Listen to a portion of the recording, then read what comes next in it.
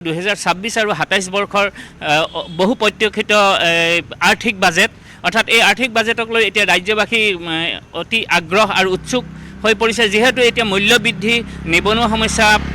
সমস্যাৰ কথাই কওক বা স্বাস্থ্য শিতানৰ কথাই কওক বা কৃষি খণ্ডত আদি কেনেধৰণৰ ইয়াত ঘোষণা কৰে অৰ্থাৎ কি ঘোষণা কৰিব আৰু কেনেধৰণে ইয়াত মূল্য বৃদ্ধি ৰোধ কৰাৰ কি আঁচনি ল'ব বা নগৰীয়া কি সমস্যা ইয়াত সন্নিৱিষ্ট কৰা হ'ব বা কিমান ধন ব্যয় কৰা হ'ব এই বাজেটত কিমান ধন বিনিয়োগ কৰাৰ ধাৰ্য কৰা হ'ব এই সকলোবিলাক কথা কালি এই বাজেটত উত্থাপন কৰা হ'ব আৰু বিশেষকৈ এই বাজেটৰ বাবে এতিয়া সাধাৰণ জনতা এতিয়া আগ্ৰহ আৰু আশাবাদী আৰু গতিকে মই পূৰ্বত যিহেতু এইটো কাইলৈ বাজেট এই উত্থাপন কৰা হ'ব কাইলৈ বাজেট উত্থাপনৰ প্ৰাক মুহূৰ্তত আমি সাধাৰণ জনতাৰ পৰা কেনেধৰণৰ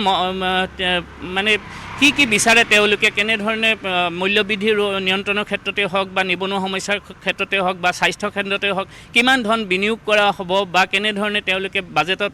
বিচাৰে কি আঁচনি ঘোষণা কৰাৰ আশা আছে তেওঁলোকৰ সাধাৰণ জনতাৰ পৰা আমি মন্তব্য ল'বলৈ চেষ্টা কৰিম। এইখিনি সময়ত আমি কি প্ৰত্যক্ষ কৰিছোঁ অসমৰ শিক্ষা খণ্ডটোত 12,000 স্কুল বন্ধ হৈছে বিগত 10টা বছৰত আৰু তাৰোপৰি কলেজ বা ইউনিভাৰ্চিটিসমূহত যি মাচুল বৃদ্ধি হৈছে তাৰ জৰিয়তে ছাত্ৰ ছাত্ৰীসকলে জীয়াতু ভুগিছে। এইখিনি সময়ত আমি SFI দাবী তুলিছোঁ যে যোৱাটো সময়ছোৱাত আমি যি বাজেট দেখি আহিছোঁ ৰাজ্যিক বাজেট তাত 17ৰ পৰা 15 সিমানে থাকে আমাৰ গড় এভাৰেজটো সিমানখিনি শিক্ষাখণ্ডত বিনিয়োগ কৰা হয় কিন্তু আমি যোৱা বহুত দিনৰ পৰা এটা দাবী জনাই আহিছোঁ যে ৰাজ্যিক বাজেটৰ 30% শিক্ষাখণ্ডত বিনিয়োগ কৰিব লাগে। আৰু সাধাৰণ মানুহৰ কাৰণে আমি সাধাৰণভাৱে আমি খাই বৈ নিজৰ জীৱন কৰা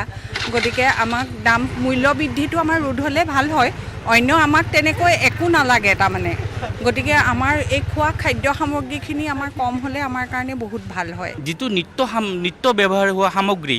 যেনেকুৱা ঔষধ হওক ৰেচন হওক এনেকুৱা ধৰণৰ বস্তুবিলাকৰ যাতে মূল্য বৃদ্ধিটো ৰোধ হয় আৰু বিভিন্ন ক্ষেত্ৰত ধৰক আজি কৰ আৰোপ কৰা হৈছে ধৰক টেক্স যিটো আৰু এই টেক্সটো জানো অলপ নিয়ন্ত্ৰণ হয় আৰু অসম যিহেতু মূলত কৃষি প্ৰধান ৰাজ্য গতিকে কৃষি কেন্দ্ৰত আমূল পৰিৱৰ্তন আনিবৰ কাৰণে বিভিন্ন ধৰণৰ বাজেটত বিভিন্ন ধৰণৰ আঁচনি থাকক। এই যিটো বাজেট অসম চৰকাৰে নিৰ্ধাৰিত কৰিব তাত প্ৰত্যেকটোকে কৃষিক সামৰি লৈছে বা নানা ধৰণৰ আত্মসহায়ক গোটৰ সেইবোৰকো সামৰি লৈছে। তেখেতসকলক মই আপোনালোকৰ চেনেলত যাতে আহ্বান জনাম যাতে এই ক্ষুদ্ৰ ব্যৱসায়ীসকলক যাতে এই বাজেটৰ ভিতৰত অন্তৰ্গত কৰাই লয় কাৰণ কিয় এই বাজেটত আমাৰ ব্যৱসায়ীসকলৰ এনেকুৱা এটা অৱস্থা হৈছে এই গেছৰ দাম বঢ়াৰ পৰা ধৰক 2900 টকা দি আমি কমাৰ্চিয়েল গেছ ল'ব লগা হৈছে য'ত কাৰণে আমি দাম বঢ়াব লগা অৱস্থা হৈছে। নৈমিত্তিক ঘটনালৈ পৰিণত হৈছে গুৱাহাটীৰ বানপানীৰ সমস্যাটো। চৰকাৰে কেৱল ঘোষণা কৰিলে নহয় যে পাৰ্পল চিটি বনাম বুলি পাৰ্পল চিটি নামত বনোৱাতকৈ তেওঁলোকে গুৱাহাটীৰ যি বান পৰিস্থিতি আছে কৃত্ৰিম বান সেই কৃত্ৰিম বান নিয়ন্ত্ৰণ কৰিবলৈ বাজেটত তাৰ ওপৰত তেখেতলোকে গুৰুত্ব